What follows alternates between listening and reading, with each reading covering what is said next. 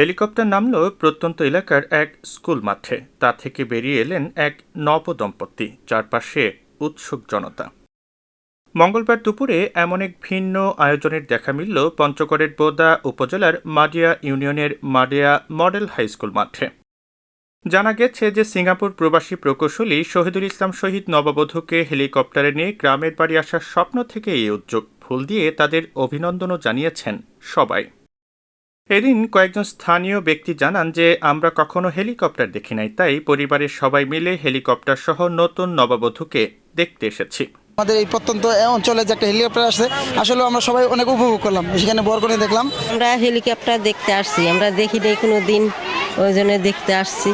আবার আমার এখানে স্কুল আছে, এই জন্য আসছি। আমার আসলে স্বপ্ন হচ্ছে যে আমিও এভাবে হেলিকপ্টারে করে যাচ্ছি। হেলিকপ্টার দেখতে আসছি, নতুন বউ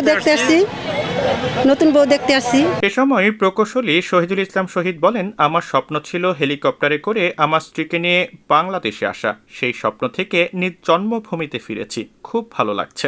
আমার আশা ছিল যে হেলিকপ্টারে করে আমার ওয়াইফকে নিয়ে, আমার ডাইরেক্টরকে নিয়ে বাংলাদেশে আসা।